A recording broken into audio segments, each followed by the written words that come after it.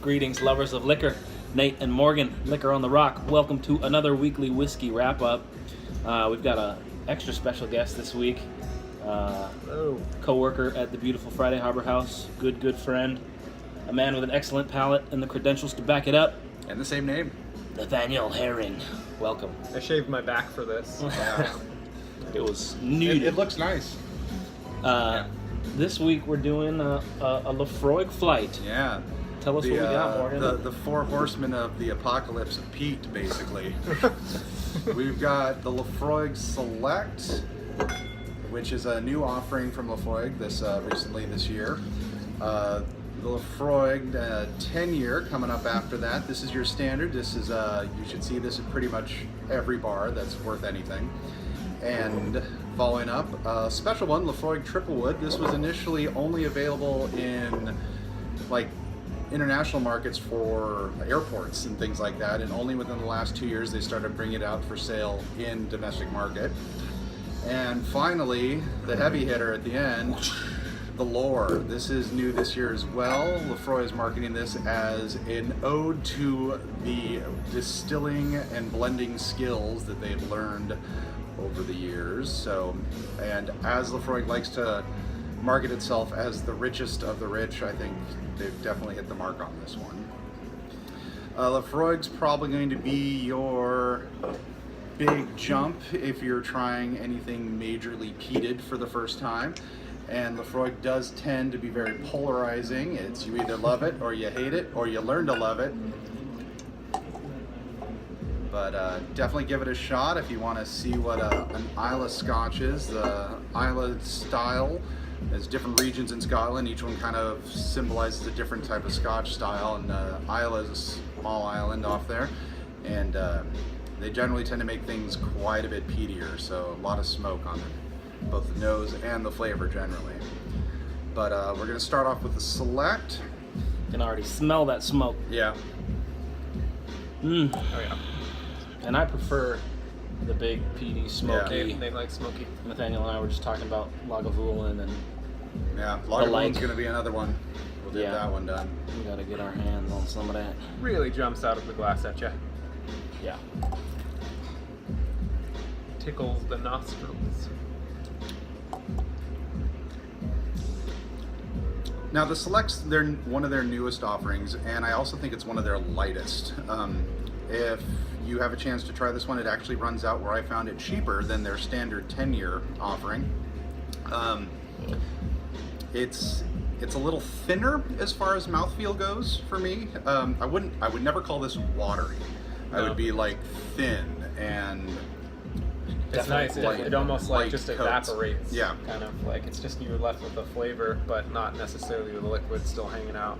Yeah, that smoke stays in your nose, but the tongue is not coated forever. It tastes like a beach bonfire. Yeah, honestly. it's a standard Laphroaig. You're basically smelling burning driftwood, and you get the salt, and you're getting the definitely woody, the dry out of it. It is nice. A fair amount lighter than even the 10-year. I had some last night to remind myself, but that's cool. So this will run you a little less than the 10. I think I want to say it was just a hair over 40 where I picked it up. So maybe a good intro to Laphroaig land. Yeah. Yeah. Oh wait, so this is more or less expensive than the 10? Less expensive than the 10 by just a smidgen. Wow. Yeah. And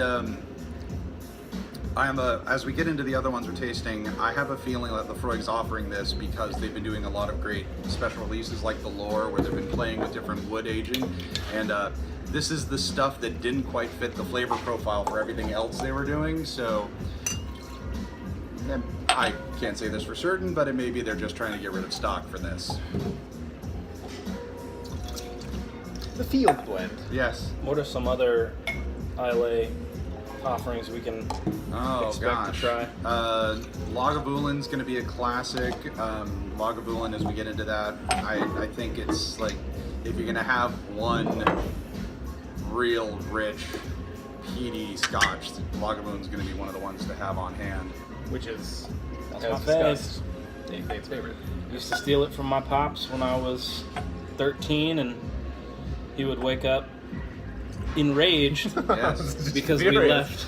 we left glasses of ice and soda and Laphroaig, and he Lagavulin and all that. Lagavulin, and he told me that he was angry simply because we ruined it with Yeah. ice and soda, not that we stole it. So Alright, well. it's got a place in my heart. Talked to a couple, feel that Lagavulin would be like their desert island scotch. If they had to be stuck with one, that's the one they want. I would agree. It's so delicious. It's like the Ron Swanson scotch, isn't it? It is the Ron Swanson scotch. Yeah.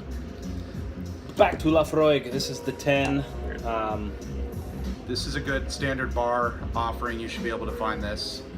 And this is their pride and joy. This is the one that they've been making pretty much since the get-go. It doesn't smell smoky immediately. No. It's sweeter. It's a bit more subdued. It smells more like almost like apricot or something. Kind of fruitier. Ooh, it's a heavier mid palate for sure, though. There's definitely more. The Select was pretty light on your tongue. This one feels like there's some stuff in there. Yeah. Some toasted nut along, like less salty driftwood, though it's still in there. The C's still there, but the wood smoke is a bit less salt and more Yeah. toasted nut, like burnt bread a little bit. Not Yeah, not yeasty, but no. I can see toasty. What also is kind of fun is, as you know, most scotches use previously used barrels. Laphroaig does have an exclusive deal, from what I understand, with Maker's Mark. So almost all of their things are in previously used Maker's Mark barrels. So it'd be interesting to pick one of those up and see if you can taste anything left behind in the. Huh. Would be nice. Laphroaig. Laphroaig is a Gaelic word and means the beautiful hollow by the broad bay. I don't know what that accent was, but Yeah. not Scotch. They have an interesting marketing. I think their presentation, design-wise, is beautiful. Classic green bottle. I like their labels and fonts. Everything they've switched up is close enough to the original, but still classic. But then when you get their tube, Yep. they have kind of like a cheeky little marketing stamp on the top. What does it say? Like kissing a mermaid who's had too much barbecue. Yeah. Which I read the first time probably like 3 months ago, and after having, I've seen Laphroaig everywhere, and I read that and I was like, oh, that was an unexpected little quirk. A nice thing about Laphroaig is they are really into loving their customers. Each one of their bottles comes with a little card that's got a unique number on it.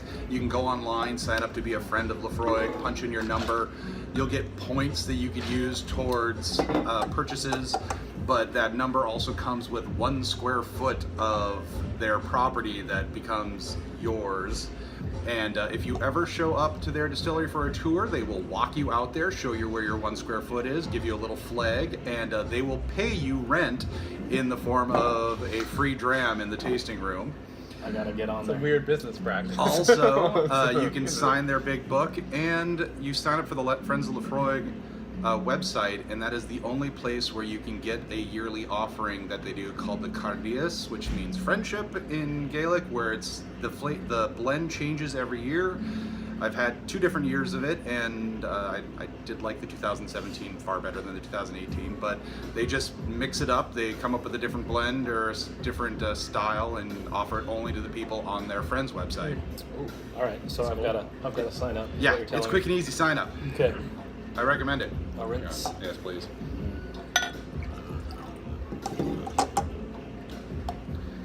And Nathaniel, you got a wine background. Yes. I'm a sommelier. Wine and Spirit Education Trust Level 3 certified sommelier and a CSW, which is just a wine specialist. And both of you guys helped me a ton at the bar here. You both got great palates, so it's easy to tap you guys for cocktail inspiration or notes or things I need to switch around. So good to have you sipping some scotch with us. Yeah, thanks for having me. What's up next? Triple So, wood? yeah, the next one comes to triple wood. Laphroaig has basically, they've aged it 3 different ways. They've got their standard first fill ex-bourbon cask. Then they stick it in a quarter cask, which is, like the name suggests, a quarter the size of a standard barrel. And with so much surface area, it hits the wood a lot more. and then they take it all out and they put it in a larger sherry cask to kind of cut down the sharpness of the notes. They do release a version that is only aged in their quarter casks, and unfortunately I don't have any of that. But I like to, in that one, you can really taste the wood, just because it hits the wood so much more.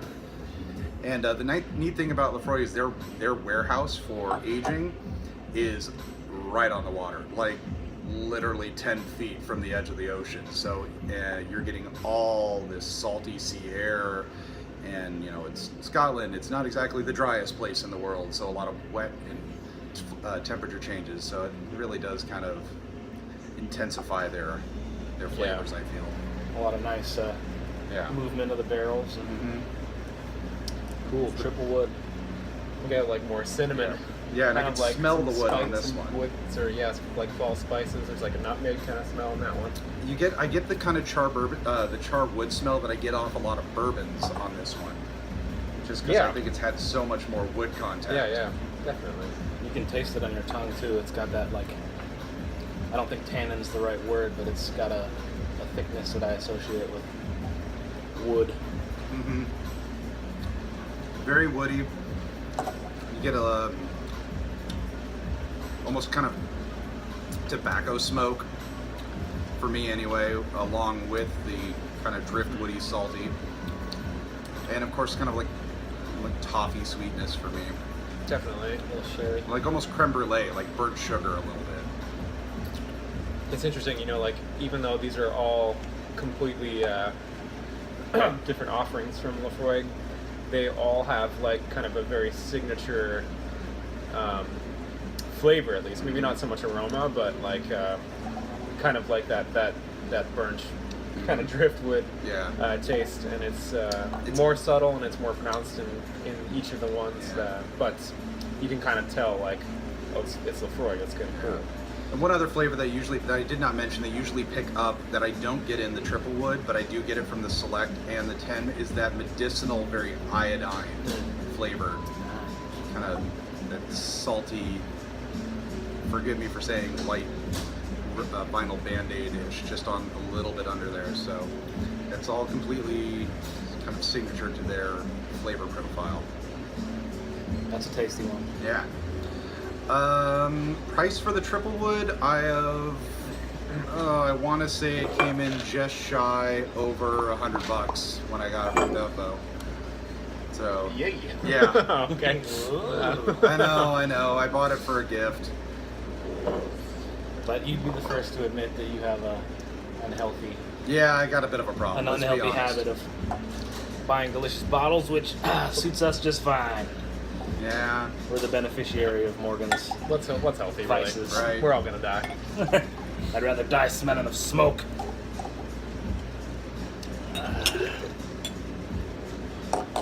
So in comes the lore next, and while none of these except for the 10-year have an age statement, I want to say that lore is going to contain a few more things that are a bit older. When you see an age statement on a Scotch or a bourbon, that basically means that is the youngest thing that went into that bottle. So if you see a 10-year, it means things older than 10 years could have gone in there. We just don't know. The lore, like I said, was built kind of as a homage to all of the skills of the distiller and the brewer over the years, and kind of signature Laphroaig style. This is gonna be the most hefty. Yeah. If the Select was like a beach bonfire, this is like a dredged up ship went down in flames, and they took it up and distilled They it. do say that this is the heaviest peated of their offerings. Okay. But it did see some time in Pedro Jimenez Oh, no kidding. sherry Yeah. casks, so it definitely probably took a lot of the edge off. I wish you hadn't said that, because it smells like cherry. Yeah, Maybe you're just sorry. priming me, but no, you're fine. Yeah, but like that's totally. It's like a figgy kind of smell to it as well. As far as mouthfeel goes, this is the thickest of them all, easily. Really, just coats It's everything like in you. kind of a molasses. Almost like it's It's definitely a different. That's a different long beast. finish too. Yeah, That'll stick around. Wow. I mean, when I first tried the lore, this was like kind of on the running of like, oh, this could beat my Lagavulin for a thick, peaty. It's about the same price range too. Yeah. I would say find this in the 90s. You're good part, 80s, 90s, depending on where you are in Washington. I know some areas have less liquor tax. We kind of get taxed a lot up here. Oh well. Delicious though. Yeah. Real big smoke. It may be their heaviest peated, but there's so much going on with the sweetness and the toffee that it really mellows it out. It's very rich. And it sticks with you for a long time.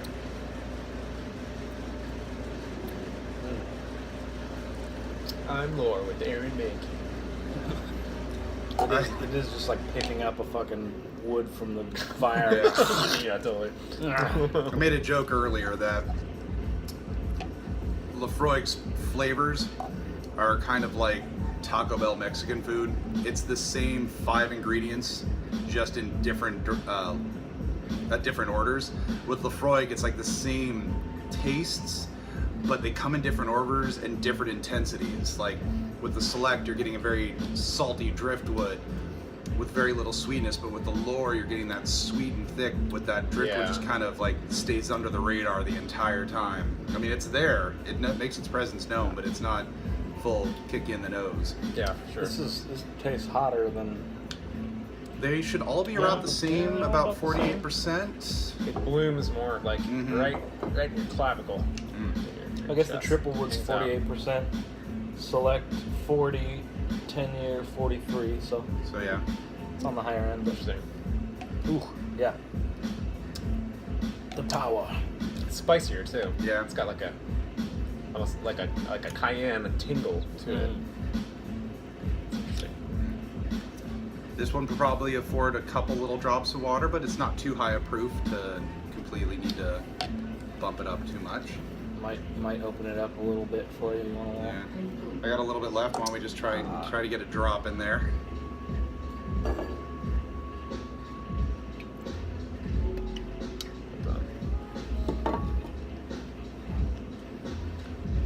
I guzzled mine. It's too delicious. That water makes it smell more vanilla-y. Yeah. Really It interesting. drew up the That's vanilla, part of little it. teeny tiny bit of banana for me. Heavy on the vanilla though. What's the difference between vanilla and vanillin? Well, I think that's the compound. That Yeah, it's the compound. Yeah, so like the tannins within oak produce vanillin, which is like what we know as a vanilla flavor. Yeah. Yeah. By the way, a lot of vanilla extract is made from tree pulp, Yeah, not from vanilla. for sure. Using that vanilla. That added a little bit of water, really gave it meaty barbecue flavor for me almost. Okay, fine, Yeah, guys. fine. I'll try some more. That's fair. Yeah. God, twist my arm. Yeah, just a splash of water really just kind of opens up some of the flavors there. I want my baby back, baby back, baby back. Come on, guys, remember. Chili's. We are not sponsored by Chili's. But Yes. we could be. Chili's, holler at Yeah, us. Yeah. I know you're known for your Scotch selection. yeah. We'll take drink discounts. There's not a Chili's Anywhere within else. probably 150 miles. Nowhere near us. I think there's a it's Chili's not in helpful, Alberta. but is there? We Yeah. are on an island. Or no, is that a Sherry's? Never mind. probably It's a Sherry's. Sherry's, Yeah. Another place I don't go in. Yeah, that water really does open it up. That's definitely for me. It gave me a little kind of meaty barbecue. Definitely more barbecuey. So yeah, if you want an introduction into something peaty, you really kind of want to jump in with your feet. Get yourself a Laphroaig. Their 10-year is as good of a standard as you can find. You can start off easy with the Select, though. While I do like it, I do find it a little bit thin. So I would say spend the extra like $6. I swear that's like all the difference was, and get yourself the 10-year-old. It's kind of a divisive. Those Isleys are people either love them or Yeah. they the first time they try them, they're scared off by Yeah. the like. Slap in the Holy face. shit. Yeah. But That was my actual impression the first time I tried one. I was just like, oh, this is not for me. But Yeah. I think as you get used to it a little bit more, It's You one can of the overwhelm your it's palate. Yeah. one of the things I love about scotches over bourbons. It's just, I mean, I love me a bourbon. Don't get me Completely wrong. different. It's just so different, and there's so big of a range of flavors that you can taste something new depending on like where it came from Scotland. Speyside, Highland, Islay, Campbelltown, which we'll get to eventually. Spend some time, get on Wikipedia. There's all sorts of good stuff out there. or just tune in Yes. to Liquor on the Rock. Laphroaig. yeah. Thanks, Nathaniel. Yeah, Thanks for having me. Thanks, Thanks for Morgan. coming in. It's fun. Thank Glad to you. get up. Thanks, guys. Go get yourself some.